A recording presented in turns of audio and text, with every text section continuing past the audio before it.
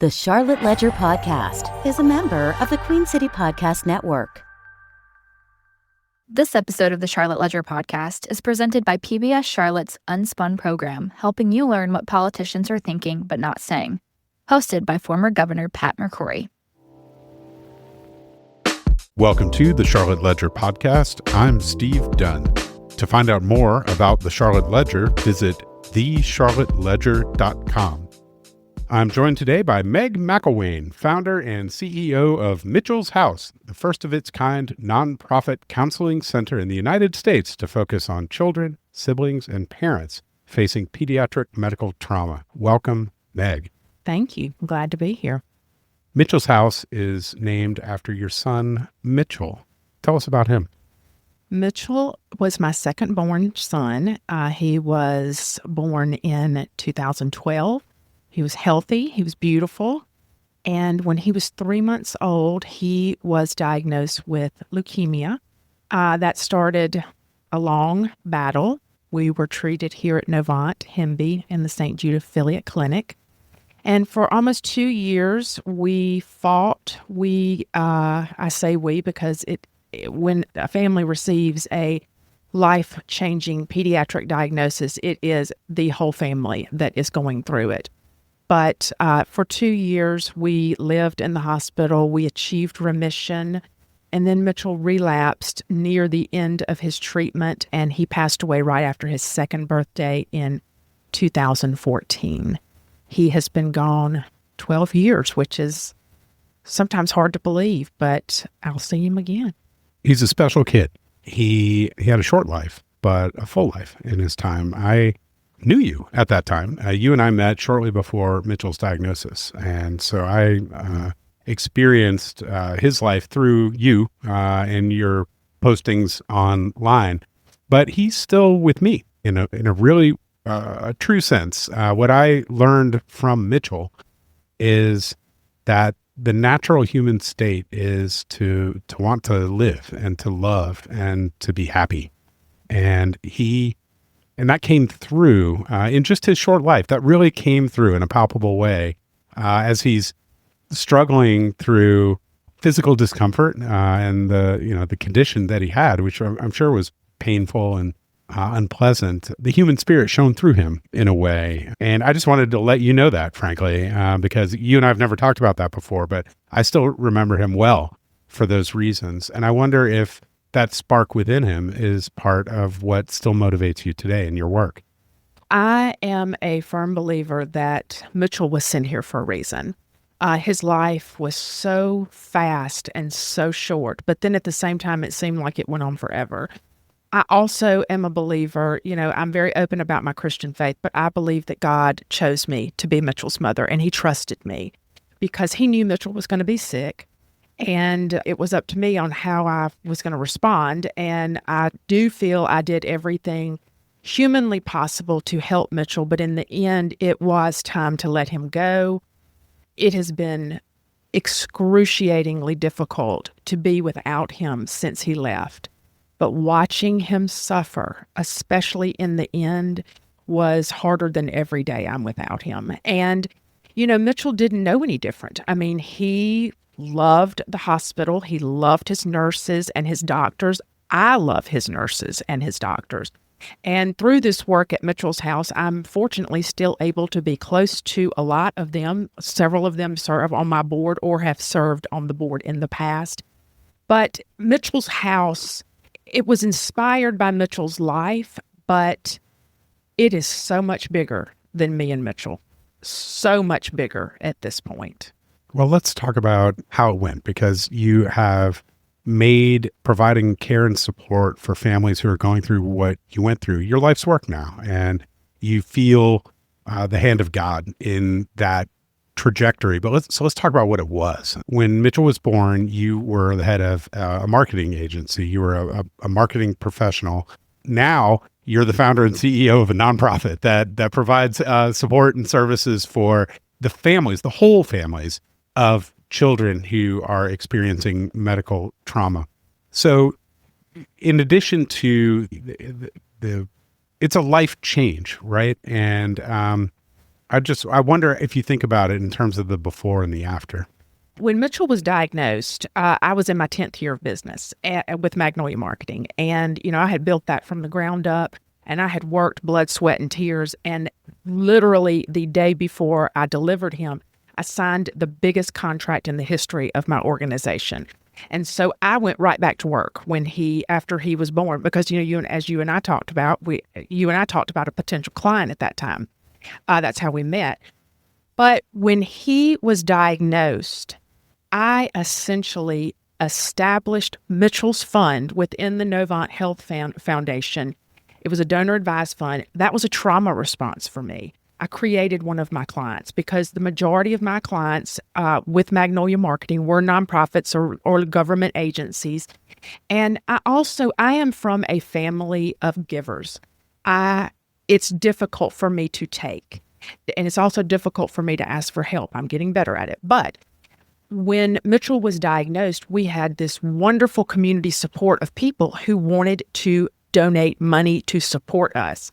Now, I didn't know what I didn't know, but I probably should have let people raise money for me, for our family, because the financial impact has been great in a large way, in a devastating way on the back end.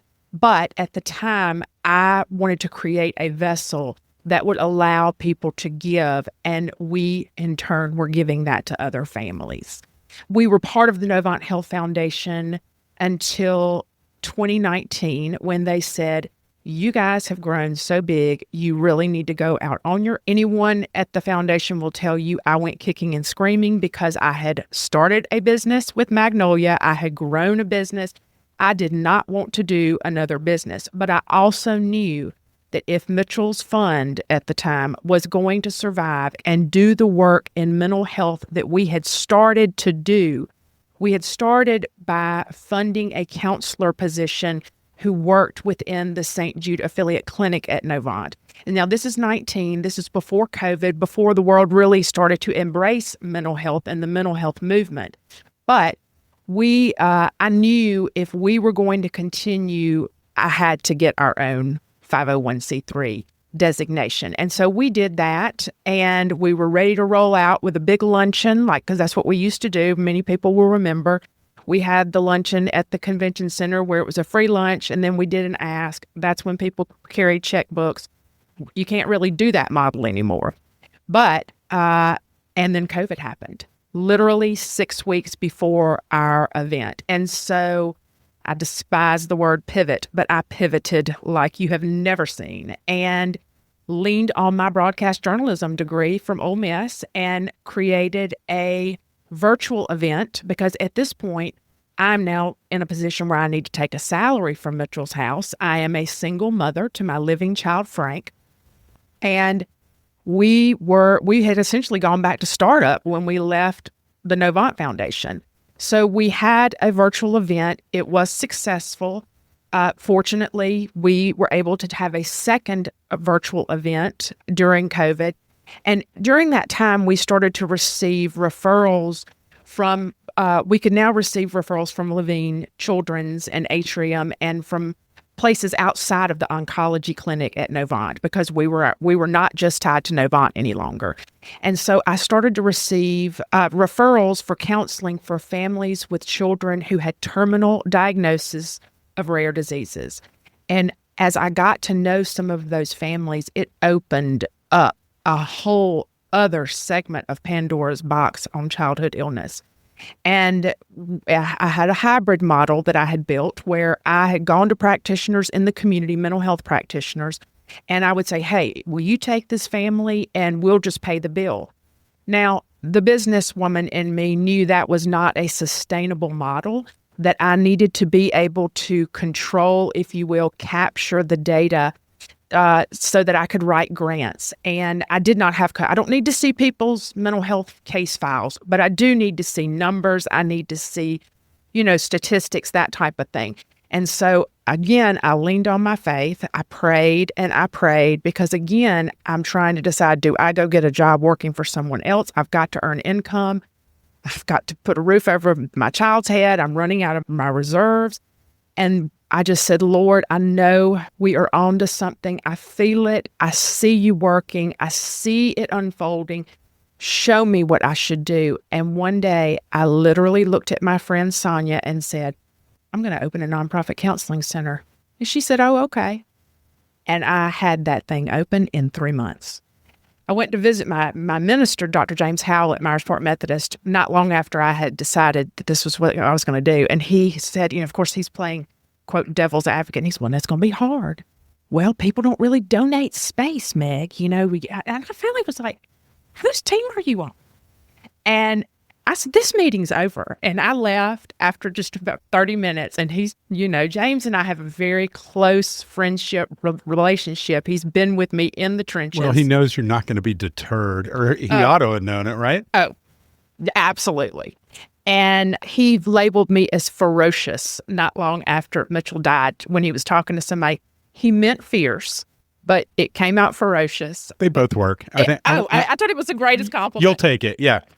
I was like, and it's very true about me. And so 2 weeks later, I came into church and I said, I found a space. And he looked at me and I said, and it's near both hospitals. And I move in January 1. And from there,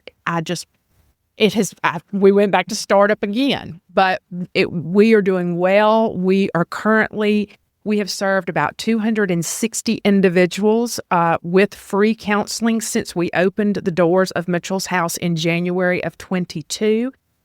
And it's just amazing. We have great partnerships with both our children's hospitals. I now have board members from the administration of both children's hospitals serving. So they are in my books. It's just fundraising. We can always be doing better, but we have steady cash flow. We're at the point now where I'm really trying to build the reserves so that we aren't just working on a 3 to 4 month reserve, but it's coming together. We're in year 5. At the end of this year, we will close out year 5 of this business model, and I am just so grateful for the support. Well, a big part of what you do is to provide services for the whole family, right? So when it's not just the patient who's going through the thing, you've got parents, and most importantly, I think in a sense, is you got siblings. And how often might, without organizations like yours, might there be a risk that a sibling kind of be overlooked in a really challenging time like this? It's a sibling who's going through their own kind of grief, a really unique grief, a sibling who has a relationship to the patient that is truly unique. It's different from the parent-child. And you went through it together with your son Frank, and now you're going through it with the patients and the families that you serve. But talk to me about the importance of thinking holistically about the family unit in your work. The vision and the business model of Mitchell's House is really based on my living child Frank's experience. Frank is the big brother. He was 3 when his brother was born and 5 when his brother died. Mitchell was so small, he would not have been a candidate for the type of services that Mitchell's House offers, but it would have really benefited Frank. I started Frank at Kindermorn after his brother died, and I saw what play therapy was. I've always been a mental health advocate. Even back in the 90s, when I was in college and had to go to counseling, I'm a big supporter. The mind is the center of everything we do. People think that the most important thing in the body is the heart. That is important, but your mind really controls everything. And so I saw what play therapy was and how it was benefiting my 5-6-year-old son. We left Kindermorn and went into private play therapy because, like Kindermorn, Mitchell's House is a triage. We're not your 20-year solution. We're a triage service. We're there to help with the medical trauma. And, then we started with the position at the St. Jude Affiliate Clinic. And the sibling becomes what we call a glass child. They are there. They are terrified. They're often afraid to share those fears and feelings with mom and dad because they can see how stressed out mom and dad are. They, a lot of times, become the confidant for their sick sibling. The sick sibling will talk to them as opposed to going to mom and dad.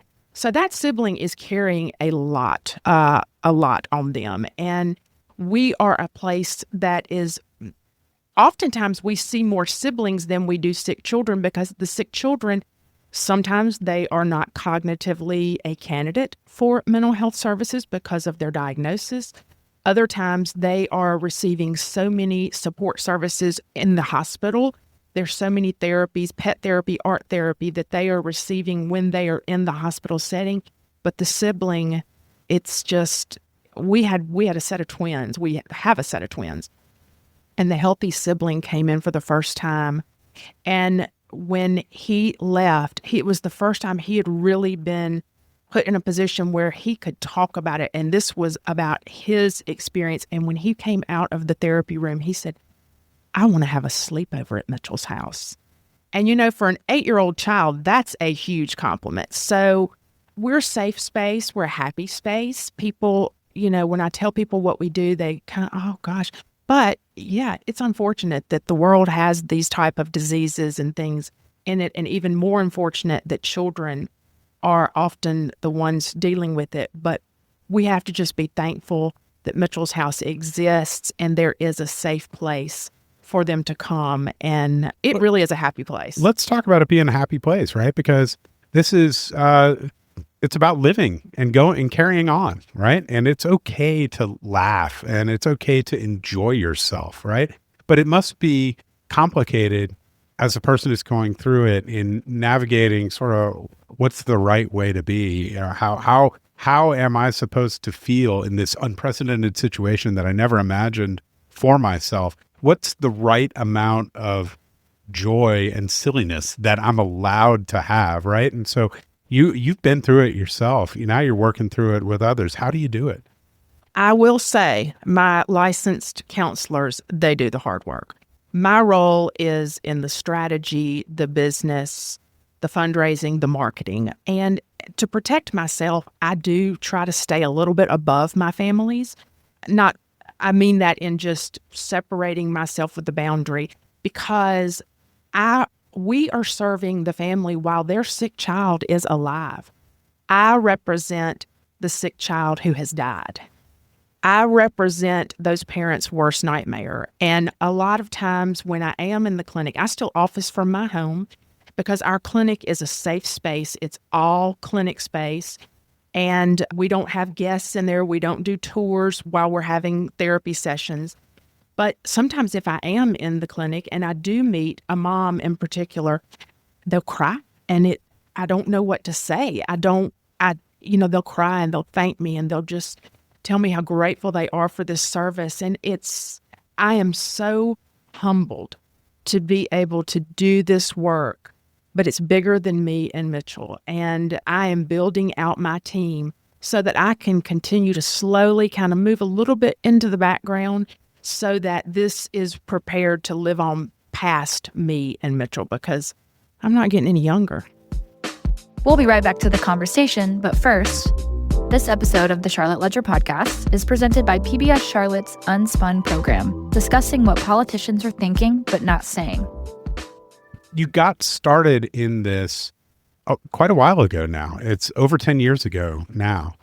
And the business has grown. And in a way, I imagine the fact of life going on is part of the promise that you offer to the patients who come see you today, that life is ongoing and that there will be good times ahead and that it's okay to laugh and enjoy life and that that's part of the promise that we offer you. But I imagine it's also complicated and tinged, that there's a thing about grief where it never really goes away, but it changes and it occupies a different space in your life as you're more distant from it. And I wonder how you reflect on that now that you are 52 and now that you are more than 10 years away from this trauma that you experienced. And now that you've made it your professional life in a sense that you couldn't even have imagined before this happened. What our families are dealing with is anticipatory grief. And you are right that I do try to serve as a light to the families that I do interact with, especially those moms who know from diagnosis, this is going to be terminal. Your child will die. It's just a matter of how long it will take. Is that everybody who you work with? Or? Not everybody. Okay. Some families are given a diagnosis like we were, and Mitchell was given a 40% chance of survival. Now, what I know now about infants under the age of 2, they don't survive. But they had to give me hope to keep me upright and functioning. But there are some of our families who have rare diseases that they are terminal from diagnosis. And so what I say when I engage with those parents, we are the place, it is a happy place, but we also are a place that the parents especially can come and do the ugly cry. And they are safe to talk about things like, I'm ready for this to be over. Even though I know what that means, this is because your life, you're just in this black hole of waiting, and the whole world is, and your peers are all continuing to move on around you while you are caring for a child who is slowly losing their abilities. And it's unimaginable. And it's just unimaginable. But you get through it. You do get through it. You carry through it. Faith is important to you. People draw their strength from different places. But what is it? I was about to ask you what it means to be on the other side, but I imagine there's really not another side, right? Yeah, there is. There is, while Mitchell was here, there is, when he died, the first 5 years after Mitchell died, I was just truly trying to get up and breathe every day. 2 years after he left, I left my marriage, and that was really a big turning point in my healing. I was then in a safe, calm home where I could start to truly grieve and be vulnerable. And for the first probably 3 years after I left the marriage, my primary focus was getting my living child up and to school. He was struggling with his own emotional outburst because his brother had died. His parents were now divorced, and it was not a pleasant situation, unfortunately. It did not have to be that way, but it was. So I was really focused. I knew that the most important thing I was going to do was make sure that my living child was going to be okay. And so much of that okay was in his emotional health. I was at the school a lot. I worked very closely with them. And there was something after year 5, it started to lift a little, the weight. There's truly like a debilitating weight that comes with this type of grief. I also had flashbacks. I would hear the doctors screaming when, during emergencies that we had in the hospital. There was a long period of time where I could not be in public and hear a baby cry because Mitchell could not talk. He was not of the age to talk.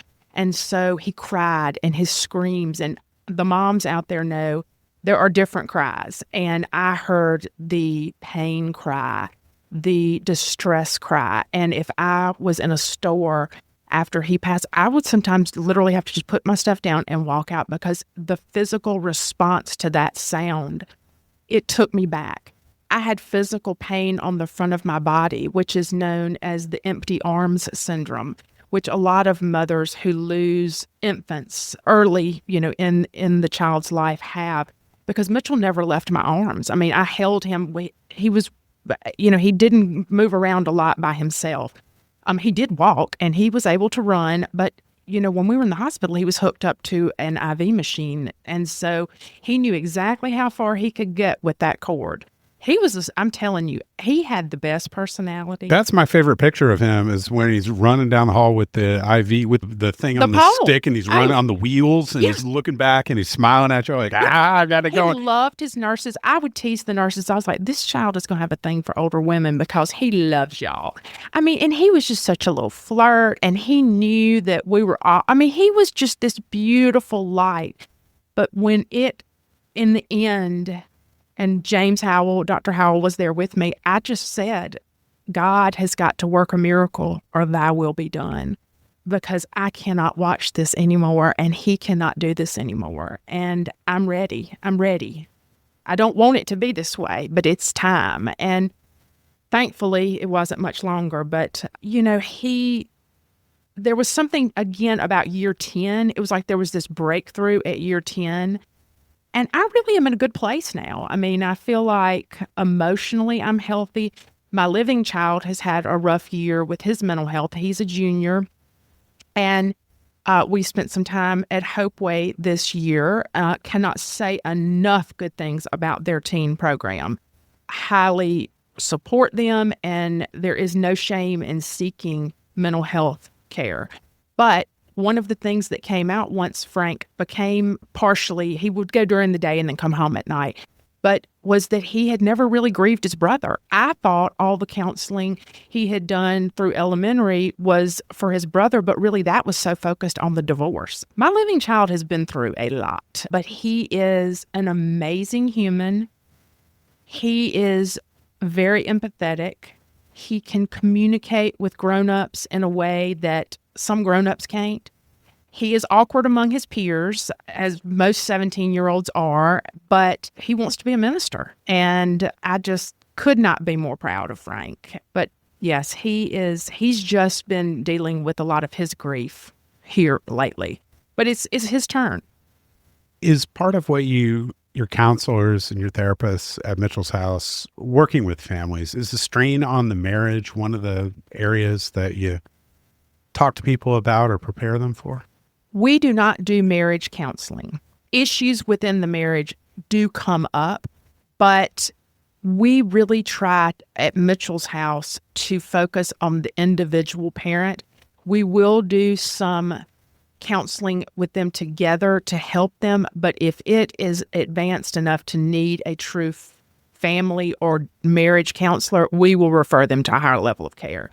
Now, reality and what I know from my personal experience, it's devastating on the marriage. My marriage was already in trouble, and it was already in trouble. The stress of Mitchell's illness and all that came with it just compounded a lot of the problems that we were having as a couple and as individuals. We see one of two things. We see a couple that comes in that is rock solid, and usually mom is the one who is carrying the most of the load because that's just the natural. We're the moms. But when we see a dad who is heavily involved, we know that marriage is going to last. When a dad checks out and decides they're not going to come to the hospital, they're going to let mom do all the heavy lifting, then that's probably when things are not going to work. Well, I imagine this experience kind of brings into sharp focus everything that's going on in your life, because it strips down everything that's extraneous. It just kind of goes away, right? And when you have a central focus like this, and whatever's left is, in a sense, what's true. And what you see there is sort of what you got. Well, you learn a lot about a person's character.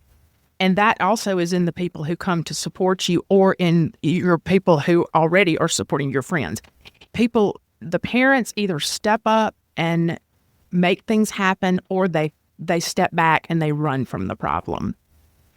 And what I found very surprising is some of the people who were closest to me when Mitchell was diagnosed are the ones who disappointed me the most. And I have to be gentle when I say that people have disappointed me, because there is absolutely no way for them to ever understand or relate to what I was experiencing. But some strangers stepped into my life and did more than my own family. I have said many times that for some of the people who were closest to me, I have lost a lot of relationships purposely. I have set boundaries and just said, this is not a healthy relationship for me anymore. It changes the way you look at everything. I know what a real problem is. I'm not worried about menial things anymore. I just don't worry about that stuff. Let's talk about what a friend can do to support. Okay. And I'll just share with you that I was close friends with a married couple, and the wife got a diagnosis and eventually died. And I'm very critical of my own response to that. Like, I don't think I was as good of a friend to him as I could have been. And the way I think about it now is I didn't know what to say. I mean, this was happening during COVID, and we weren't even allowed to be together at all. And what I did was just become distant. And, I'd like a post on Instagram or something like that, but I wasn't reaching out in the way that, as I look back on it now, I wish I had. And I think I should have. I think I could have been a better friend. And I wonder, what does it mean to be a good friend in that situation? I don't think there is one right answer because every human is different. The way I want to receive support is going to be different from the way you want to receive support.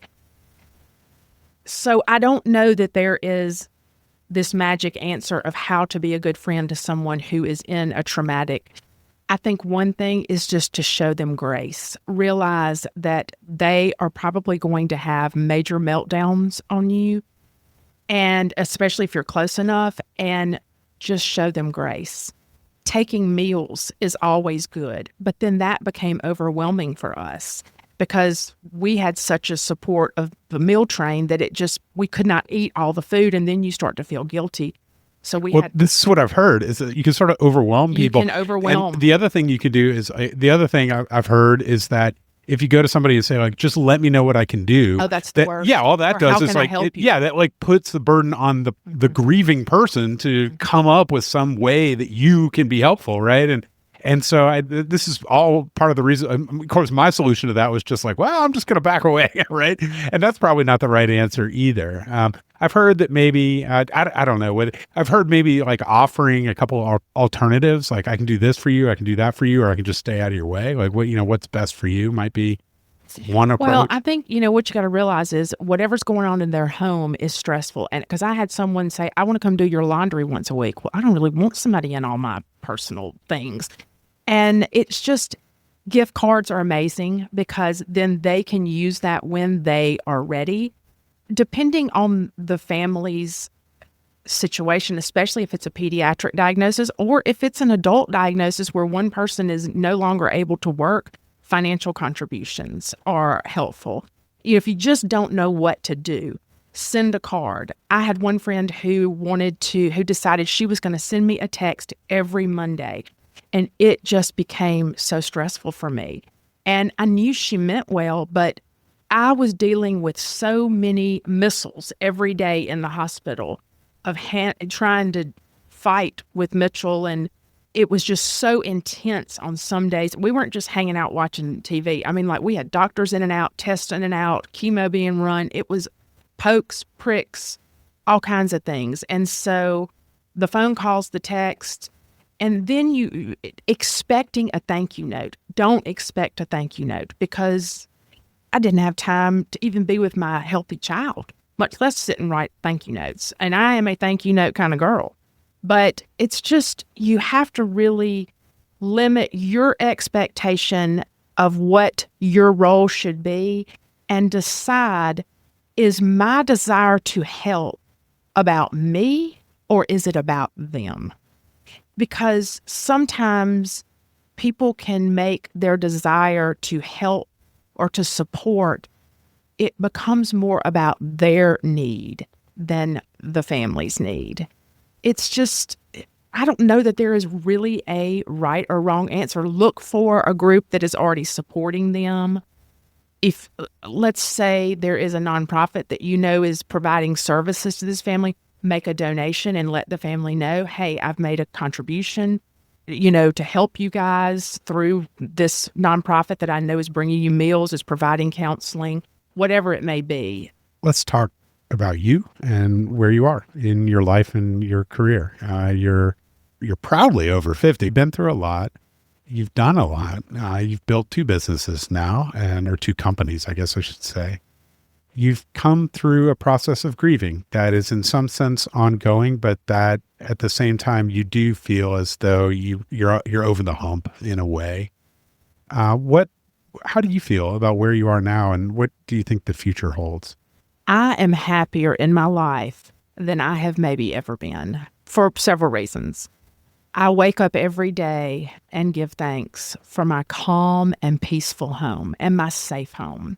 My son, my living son, is doing great. He keeps me very busy. He is exactly like me, and we drive each other crazy in a good way. But I am so satisfied in my career. I'm so satisfied. I feel like I'm back on top of my game. I'm doing what I love, which is the entrepreneurial side, the creating. I've learned fundraising. I was never a fundraiser before, but I think I'm getting pretty good at it. I'm doing the marketing. I'm learning all these new ways of marketing, like we're launching a podcast. We've got a new blog called The Learning Library on our website. We are also going to enhance our YouTube channel. Hopefully all of those things are going to be done by the end of the year. And so to be creating, and I just feel like I am thriving in my life. I'm healthy. I feel like I've kind of gotten, I went from pregnancy to being in the hospital to then grieving. And so my physical body has gone through a lot. And I just feel really good about myself. I am looking forward to Act 3. I don't know exactly what that's going to look like, but I eventually will make my way back to my home state of Mississippi. I have lived 100 lives in this city, and Charlotte has been so very good to me. But I do want to retreat a little bit and do something for me. Now, when that will happen, I really don't have the answer. I'm in no hurry to do it. But as I said, I'm slowly trying to build my team at Mitchell's house so that I can continue to kind of step back into the background and get out of the way a little bit. Because as I've said many times, this is so much bigger than me. It is so much bigger than Mitchell, and this will live on long after I'm gone. But I have no plans of leaving anytime soon. But, I'm just in a really good place. I'm very happy, and I'm thankful. I'm grateful. That's a perfect place to leave it. Meg McElwain, thank you for being together with me on the Charlotte Ledger podcast. I've enjoyed it. That's it for today. Thanks for listening. This episode was produced by Lindsay Banks. You can find out more about the Charlotte Ledger by visiting thecharlotteledger.com. This episode of the Charlotte Ledger podcast was presented by PBS Charlotte's Unspun program that tells you what politicians are often thinking but not saying. QueenCityPodcastNetwork.com.